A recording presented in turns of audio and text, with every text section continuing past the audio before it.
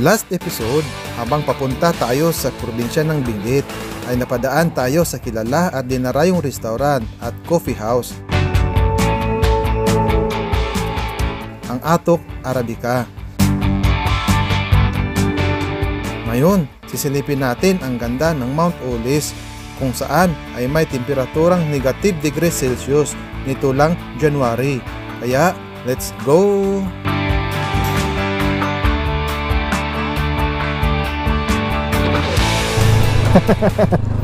Alright, welcome to Mount Olis Viewpoint.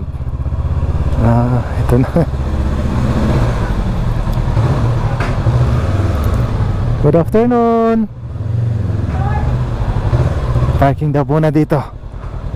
Alright. Ay, ito na nga. So, ayun mga Lodski, sa wakas nandito na rin kami. At meron akong gustong batiin dito. Ayan o. Hello Yoki. Yoki, nangangagat po? Hindi, tumatahol lang. Tumatahol. Tapos nangangalmot. Ay, ganyan din yung aso ko, si Yoki. Anong pangalan niyan?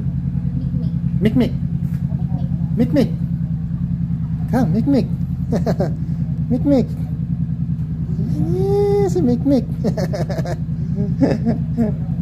Mikmik. Huwag mo akong kagatin, ha. Ano pong temperature ngayon, Nay? Ay, mayroon dyan. Ano? Yung pinakabababa po ngayon. Baka ano lang sir, hanggang 8 na lang or 9. 8 or 9, malamig pa rin yun. Kasi pag humangin yan, nahalo sa lamig, parang frost yung epekto. So, tama, 10. 10 siya ngayon. 0, 10, ay mainit siya. 20. Nagta-20, pero Tayo, 20. oo, medyo mainit siya ngayon. Oo. So, nandito yung pula, oh. Naka-label siya sa 20. 20 talaga siya. Pero ang possible daw ngayon maging 8 lang. 8. Hanggang 8 na lang. Wala na yung negative. Tapos na yung frost natin. Ayoko rin yung sobrang negative, boss, kasi yung paakyat pa lang namin dito, paano na, gumaganon na kami kasi ang pinanggalingan namin sobrang init. 20, yung temperature ngayon 20. 20? Oo. Parang ano, mainit pa. Hindi pa natin naramdam. Mamaya yan. Boss, mas itong lamig na to, mas malamig pa doon sa aircon sa bahay namin. Kasi masabi ng ano, malamig na daw yung 29 sa kanila. Mas mainit pa yung kwarto ko kaysa sa lugar nyo dito, oh. Natuwa na kami sa bahay pag nag-30. Ang kalaban niyo mamaya. Kaya kahapon, hangin. Pag malamig plus hangin, mas ano pa yun, so sobrang... Hindi kasi kahapon napakalakas ng hangin nung gabi. Okay. Wala na ngayon. Sana nga, wala ngayon. Hindi magkano. Nag-zero clouds pero kahapon, pero ganun. Pero ngayon sa tingin ko naman, at least tahimik, no? Okay na nga. Parang. Oo. At least ngayon parang ano naman, no? Kalmado siguro. At saka wag naman yung sobrang malakas ng hangin kasi mas lalong lalamig. So ito yung rate nila dito mga Lods. Day tour to. Pero pag overnight is 350 per person. Yung camping lang allowed namin. Oo. Wala pa kami transient kasi. Oo. Kasama na yun kasi dala naman namin yung tent. So yun na yung babayaran namin. Basta kompleto kayo ng gamit. Kasi kung kulang kayo ng pagkain, kailangan nyo pang bumaba para mamili. Oo. Pag magpapaluto sa'yo dito, boss, wala kayo? Ayun sir, para hindi kami mahal. Di ba? Sa ngayon, wala pa yun. Pero siguro sa susunod na mga panahon, magkakaroon na rin kayo ng gano'n, no? Na sana. Pero ang ano kasi dito, yung paradahan namin, limited lang. Kaya hindi pwedeng may kainan dito kasi tatambay sila. Oo, sa bagay, For ano lang talaga siya, staycation, viewing, ganun. Tapos rotation siya kumbaga. Oo. Yan. Kasi kinukontrol nyo din yung yung pasok ng tao. Kasi pag sobrang crowded kasi papangit na yung imahe, no? Meron na nangyari dito nung Holy Week. Grabe. Ang daming tao. Parang Northern Blossom na rin. At saka pag kasi yung crowded na, hindi na mag-i-enjoy yung yung mag-stay. walang ano, pag ulo lang napipili. Di baling, Wala na rin. di baling makontrol yung pasok ng tao kisa tanggap ng tanggap kayo. Pangit naman yung feedback. Yun nga eh. Yun naman yung ano. So sa ngayon, 100% sa mga nakapunta dito, maganda yung feedback. Maganda. Sana ma-maintain yun, no? Talagang i-maintain namin to na Oo. farm pa rin talaga siya. No. Wag na yung ano, yung gawin na maraming- crowded na magsisisi naman sila kung galing ng Maynila, o di po ba? Galing ng Maynila, Mag-relax. mag-relax. Nature trip. Ganun talaga. Lahat ng mga pumupunta dito yung ano, mga nature lovers. Nature lovers. Tapos meron pa silang kape barako. Ayan. Kape. yan lang yung Tapos panlaban hot sa water. Oo. Ano po yung kape dito? Libre. Libre yan. Oh. Yan yung signature ng Benguet at saka Mountain Province. Libre ang kape. Sa Banawi lang hindi libre. Ayaw nga pala, no? Sa Banawi. Ifugao naman sila doon. Ifugao. Dito kasi, ano, sa Mountain Province nung nandun tayo, libre lahat. Pinagkainan, libre. So, yun, may mga paninda din pala sa dito. May ano rin. No? Pampa ano yan. Oh, yun yung mga pampalipas oras, no? Pero wala talaga silang ano dito, yung restaurant. Oh, wala. So kailangan magbaon tapos magdala ng sariling lutuan. So meron din silang mga souvenir dito. Yan. Ayan, may mga tag 50, 70, 30, tapos 60, 3 for 100. So ayan yung mga souvenirs nila dito, ang mumura.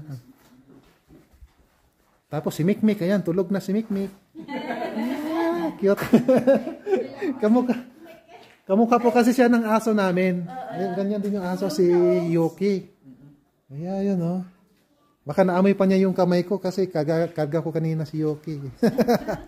So, ang gagawin po namin ay mag-register po dito. Ay, yung camping pala sa iba kasi ang ano ng camping. Ng registration. So, basahin nyo na lang muna sir yung ano. Sige po. So, mula dito sa registration mga Lodski, yung parking natin ay doon pa sa bandang unahan konti. Mas malapit doon sa kung saan tayo aakyat papuntang campsite. Kasi yung motor natin hindi natin pwede dalhin doon sa mismong campsite. Meron talaga silang naka-allocate na parking dito sa baba. So, ayun. Sabi ni Kuya, 20 pa daw ngayon kasi medyo mainit. Sabi niya, mainit ba yung 20? Medyo nilalamig na nga kami. Sabi niya, medyo mainit pa daw. Boss, ano pangalan nitong bulaklak? Ito ba yung million? Million flowers. Ito yung million. Wala pang ano. Yan siya. Ayan yung ano. Million flowers. Oo, yan yung bulaklak. Paborito ng nanay ko yan. Agapantos ito. Agapantos. Pinakamatibay na bulaklak dito. Kahit Kahit- dumaan naman ng bagyo, tagtuyot, Ay, oh. steady siya. Oo. So hindi siya nawawalan ng bulaklak. Oo. Kahit, sabagay, walang summer dito eh, no? Walang summer dito eh, no? Summer pero ganito yung summer namin. Ah, hindi summer to. Yung summer daw na dito, 20 degrees. Hindi summer yan. Malamig pa sa aircon. Kaya dapat ang tawag dito, boss, 'di ba ang Baguio City, summer capital of the Philippines. Dapat ang atok, no summer in the Philippines. Summer lang pag ano lang umaga. Ang daming mga bulaklak dito. Tapos yun dito sa baba, yan may mga tinatanim silang. Strawberry. Ito yung strawberry. Oo, ito pala yung yun oh, may mga bunga na ng mga maliit oh. Ang galing oh. Strawberry.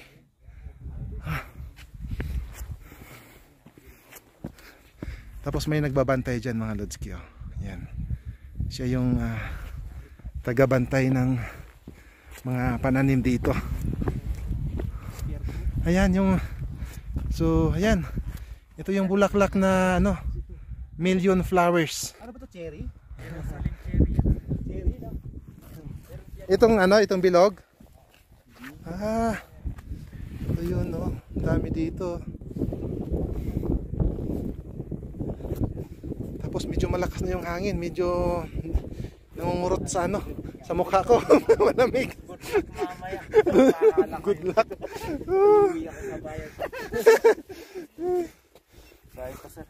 double terraces ng Paway at Tupeng.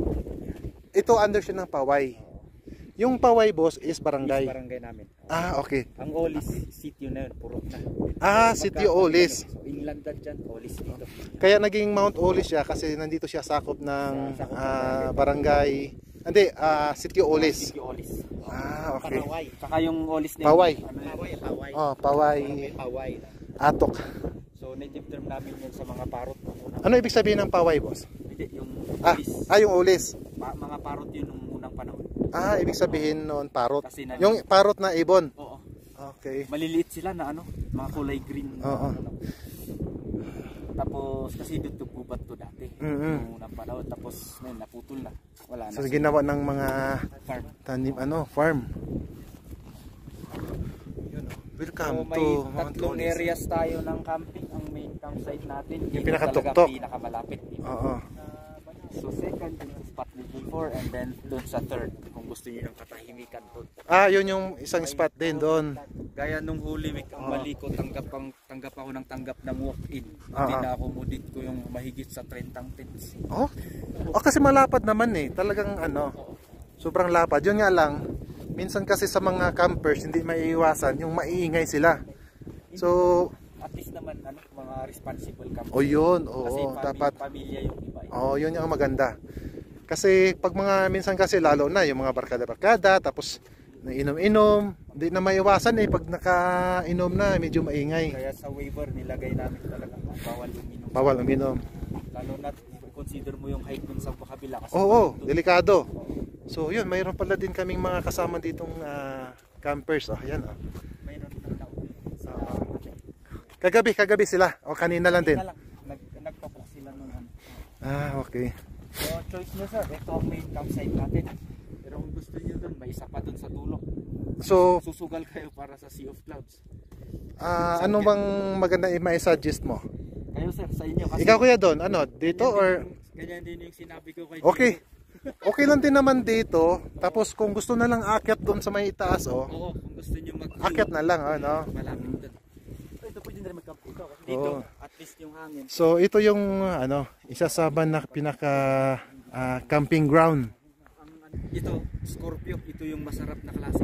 Masarap na klaseng cabbage. Inaabot ng 5 months. Kung Scorpio na Scorpio, tsaka yung isa, RB, Rare Ball or Wonder Ball. So yung anong Wonder Ball kasi, yun, yung matigas na yung parang crunchy ganon. Kung napansin mo yun na pag niluluto mo, ang tagal maluto. Oo. Yung Scorpio talaga, ito yung So itong mga cabbage na to, Scorpio to. Scorpio. 3 to 5 months. 5 months. Pag mga 3 months, i-harvest, maliliit pa yon. Maliliit yan. Pag aabot na ng 5 months, malalaki na. Akunin niya yung tamang months niya. Depende sa kasi 'di ba yung dahon niya, paikot yun 'di ba? Tsaka depende sa klima kasi kapag mabilis yung ulan, mabilis siyang mag-form ng head, aabot lang ng 3 to 4 months. Okay. Pero pag walang ulan, yun 5 months. Dito sa Atok boss, magkano yung yung 1 kilo ng pag binibili ng wholesale? Ay wholesale dito. Makakamura ka dito. Yung bintahan magkano yung Nagre-rely din kami sa presyo dun sa La Trinidad. So mga depende kung mga 15 ganon. O 30. Abot din 30 per kilo. Kaso yung 1 kilo, mga 3 piraso yata no? Hindi, meron yung times na talaga kung pag natsambahan yung malaki na 1 kilo lang 1 piraso. Ay isang ulo pa yung inaabot ng 3 kilos. Okay. Sobrang oversized na head. So dito naman sa itaas, ang mga tinatanim dito, bulaklak at saka yung strawberry. Yan Pero sa whole nun to, nung hindi pa tourism site ito, talagang gulay ito lahat. Puro gulay lahat. So kung makikita yung isang bundok doon, yun yung Mount Pinlac mga Lodski. Tapos saan ba yung Mount Pulag boss? Ayan, yung tatakpan ng mga ulap. Oo. Oo. Yung malaki dyan So yan yung Mount Pulag. Timbak, Tabeyo, Tabayok, Pulag. Parang yan yata yung pinakamataas na bundok dito no? Sa Luzon, yung Mount Pulag. Tapos first yung Mount Apo sa Davao. Pag sa Mindanao naman ay Mount Apo. Pag sa Visayas naman ay Mount Canlaon. Lang yan? Dito ito ang highest peak sa Barangay Paway, dyan sa Olis. So 7.9 and then Mountain 8.9, tapos Pulag 9.5. Tapos yung Mount Apo 10K. Yun yung pinakamataas talaga, no? So Everest 12K. so ang pinakamataas na bundok sa buong Pilipinas ay Mount Apo. Makikita natin sa Davao City. Actually, it's Davao region. Hindi ko alam kung Davao del Norte or Davao del Sur. Pero dyan natin makikita sa Davao yung Mount Apo. So dito nakaparking yung mga motor namin. Kukunin lang namin yung mga gamit namin, tapos mamaya magkakape kami. Hindi naman siguro tangay ng hangin to. Hindi. May kurota. So ayan, shout out kina ma'am. Ayan, no? Ang galing sumayaw. So ma'am, taga rito lang po kayo, ma'am? Oo. Iba-iba kami, tapos reunion namin ng high school. So magka-classmate. 78 ng high school. Hindi pa yata Hindi pa ako pinanganak. Ayan, shout out kina ma'am. Saya-saya. Ako 1983. Ay, naku, wala pa kayo, anak. Dito na kami. Kayo na kami. Kaya ano. Nabay kayo lang. So, ayun, maswerte kami at nakasabayan namin sila ma'am na ang saya-saya nila. Ayan. Batch 1978 nung high school sila, so hindi pa ako pinanganak doon. So, shout out kina ma'am. 78. So, pinanganak ako 1983 po. Ay, naku, wala pa kayo.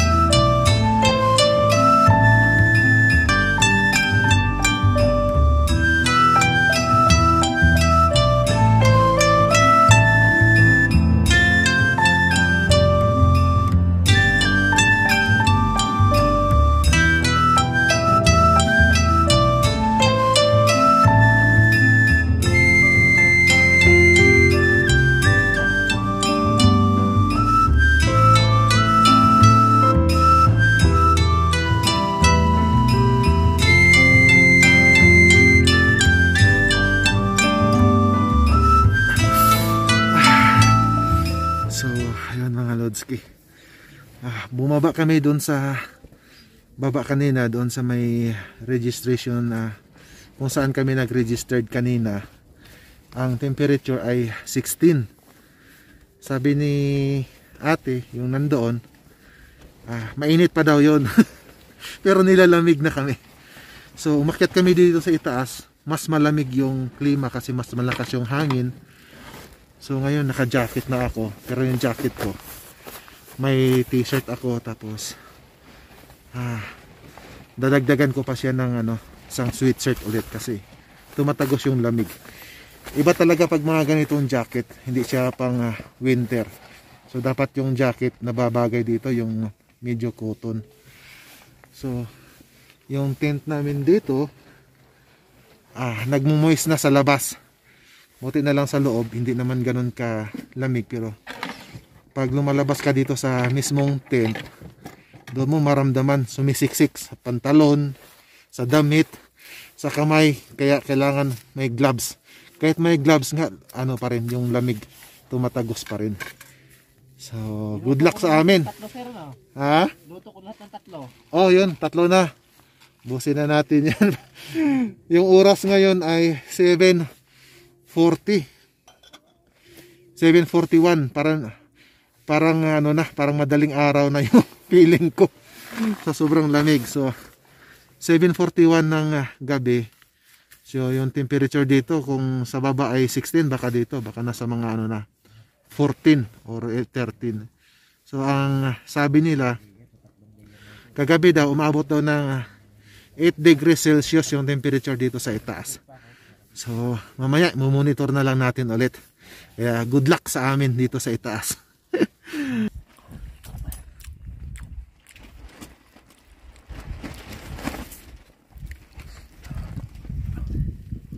Malamig na yung pansit. Malamig na. Kaya natibog na kami.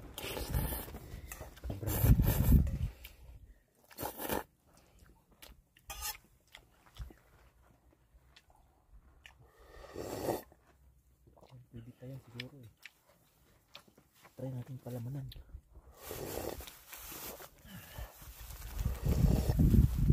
Baka mamaya gisingin tayo sa gutom eh. Bigis makagutom tong gano'n eh, malamig. Nitira ko muna yung noodles para mainit. Oo. Masarap mag ano eh, mainit.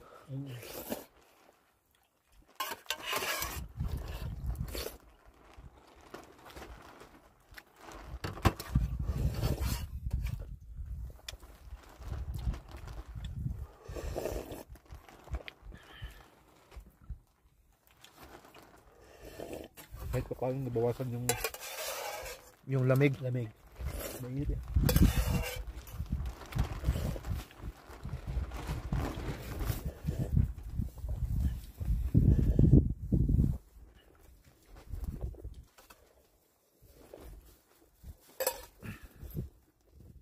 A few moments later. Yun guys, good morning. Time check tayo ngayon dito sa Mount Olis. 2:50 in the morning. Kaya pag pumunta kayo dito, subukan nyo rin guys na matulog dito sa Mount Olis campground na ito lang yung suot. Subukan nyo rin. Challenge sa sarili nyo na matulog kayo sa Mount Olis, ito lang yung suot. Diba? Oo. Yan. Yan. Good morning. Nandito tayo ngayon sa kung saan kami nagpapa-registered kahapon ng hapon. So tingnan natin dito mga Lodski yung temperature. Kung ilan yung temperature ngayon. Anong oras dyan, sir? 6 na ba? 5:40. 5:40 ng umaga. Pero malamang sa alamang mas mababa pa kaninang madaling araw. Kasi nanginginig kami doon. Kaya na eh. So, yung temperature ngayon dito, ito siya. Ito siya yung temperature ngayon ng 5:40 ng umaga. So, 8 degrees Celsius.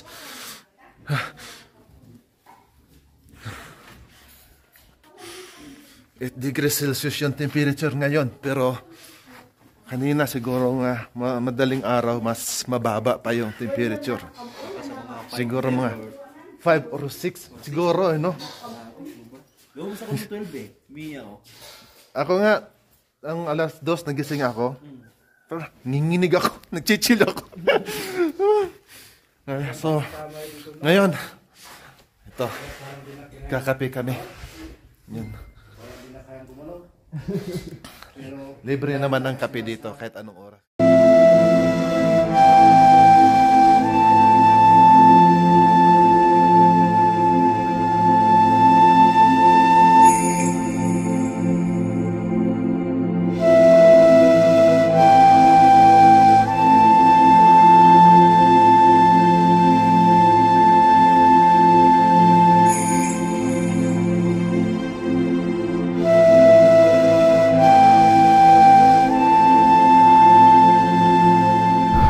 Pack up na kami.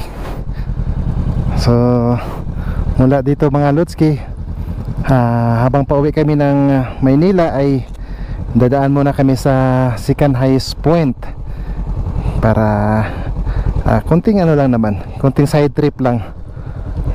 Tapos subukan namin dumaan doon sa may Sakura, dyan sa may ibaba, kung pwede bang makasilip kahit saglit kung anong makikita natin dyan sa may Sakura.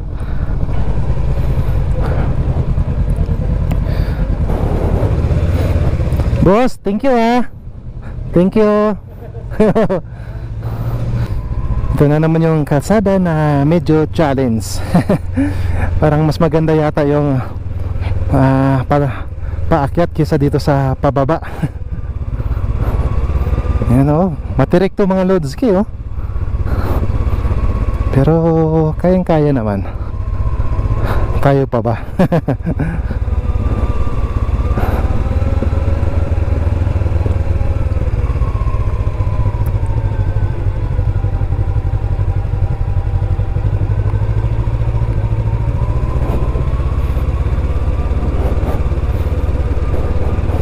Grabe, ang ganda talaga makikita dyan sa kabundukan no?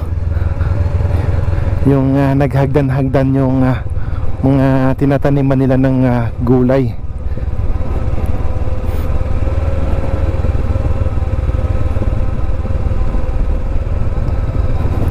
Yan yung ano, yung kung makikita yun yung mga tint dyan, yun yung highs.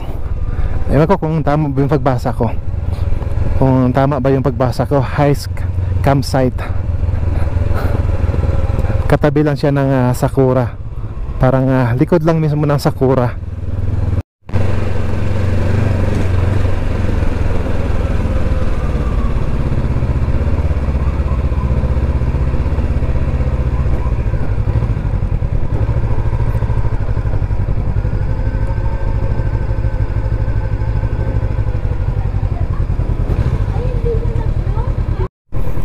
So ito yung Sakura mga Lodski. Ayan o. Ito yung kung ano yung mga makikita natin dito sa Sakura. So meron daw silang mga pinaparent dito ang kwarto, kaya subukan muna nating silipin yung kwarto nila. At saka titingin na rin tayo ng mga rates para magkakaroon tayo ng kunting idea kung magkano yung rates ng kwarto nila. So ito yung makikita dito mga Lodski, dito sa loob ng Sakura. Tapos ito yung restaurant nila dito. Pwede tayong mag-order dito sa loob. Tapos dito sa labas yung dining nila. Yung dining nila dito sa loob mga Lodski.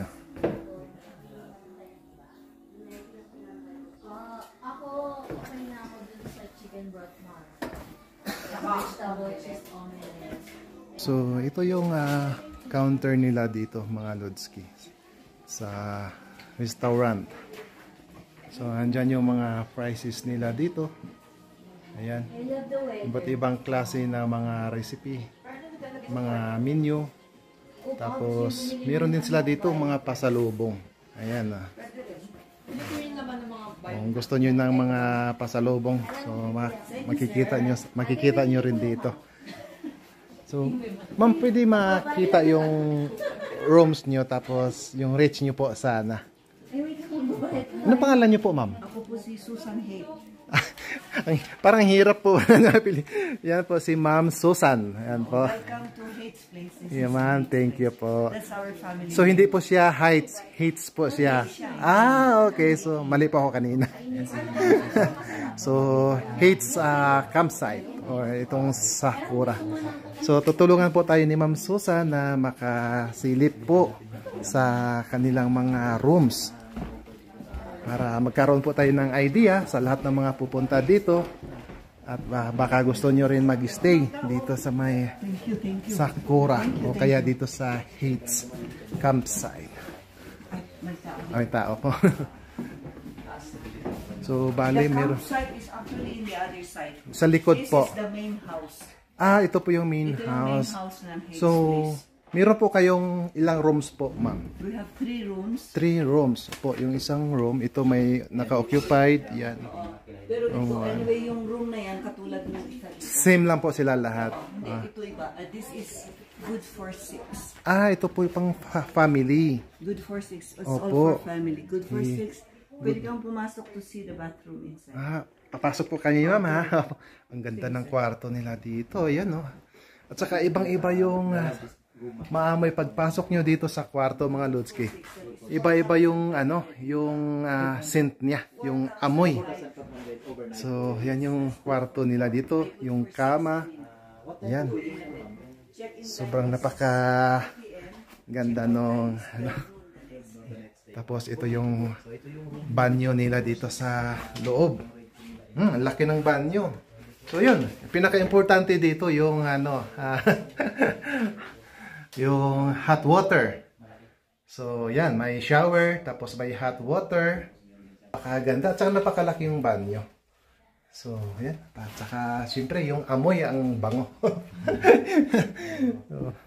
Amoy Sakura nga. Oo. Parang amoy bulaklak yung pagpasok nyo dito sa kwarto. Amoy bulaklak siya. So, yun lang.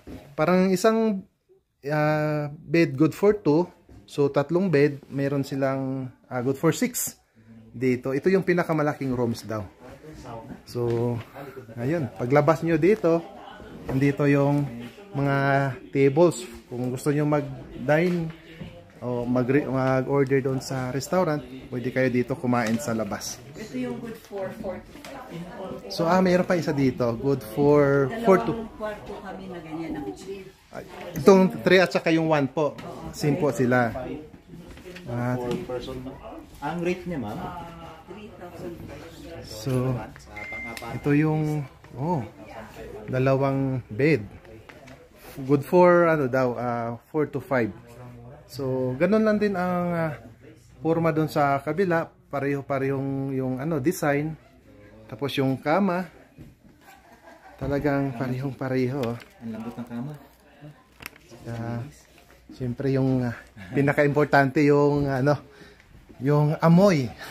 Tsaka paglabas nyo dito, yan yung makikita nyo mga Lodski. Ayan.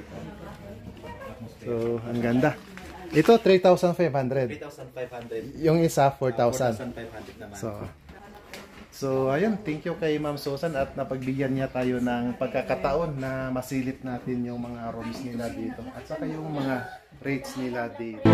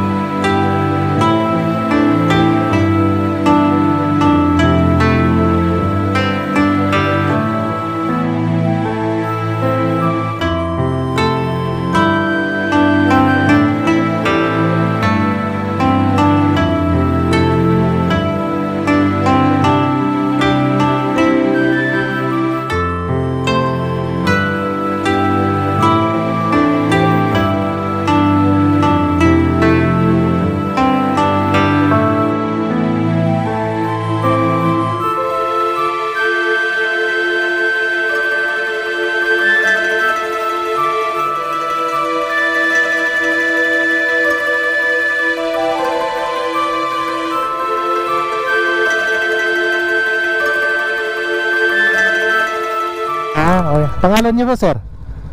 Glenn. Shout out kay Sir Glenn, taga Pangasinan. Kayo, sir, taga Pangasinan din. Ah, okay. So, papasya lang talaga dito, no? Sige po, enjoy po. Ingat po, ingat din. So, ayan, sila Sir Glenn. Galing din sila ng Pangasinan.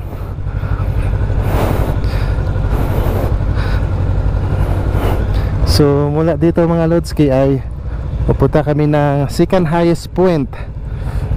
So, ano lang naman daw, mga 5, more or less 5 kilometers away mula dito.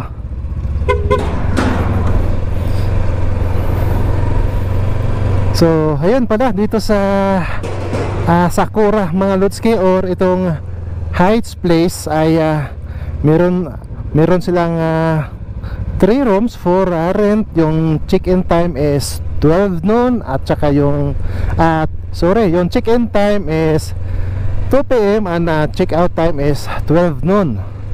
So ayun, ilalagay ko din dito sa screen yung mga rates ng mga rooms nila. At saka bukod pala doon sa mga rooms na pinaparent nila ay meron din pala silang camping site. So sa mga gusto ng camping or yung sa mga may dalang tent ay pwede po kayong magtayo ng tent doon sa kanilang campsite. Alright, so yun, tuloy-tuloy na kami mga Lodski doon sa second highest point, which is yun yung pinakamalapit dito kisa doon sa pinaka highest point na doon sa Tinok, medyo malayo-layo, para hindi na rin kami mabitin pabalik ng Cavite. Wow. So ito yung mga lugar mga Lodski na hindi nakakasawa na balik-balikan.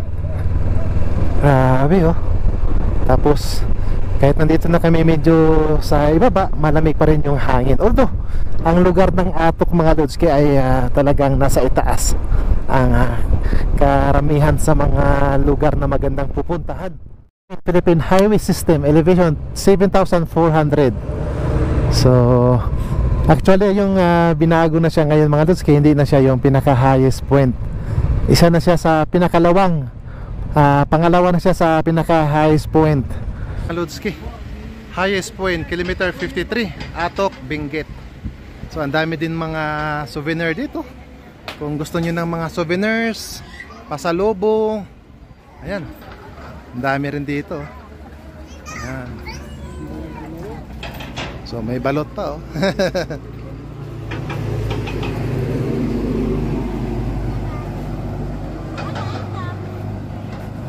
Mura lang ng mga gulay nila dito mga Lodski oh.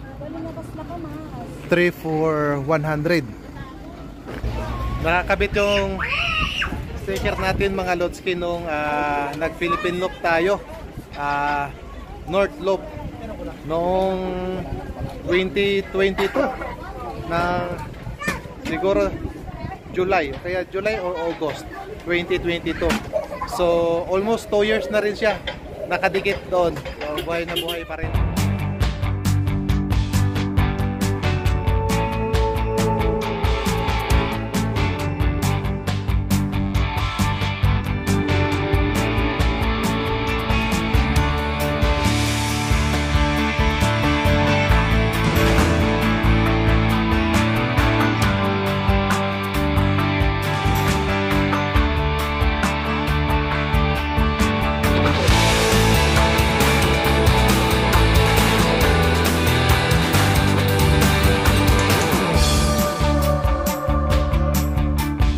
Anong pangalan nyo?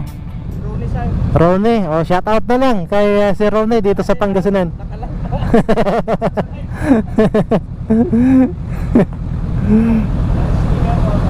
Ubos na eh, pauwi na.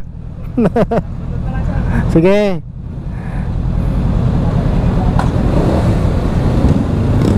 Hey boss.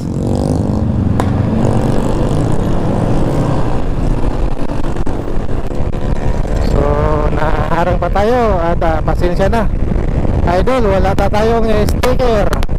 So shout out na lang kay Sir Ronnie dito sa Pangasinan. Sana magkita tayo ulit.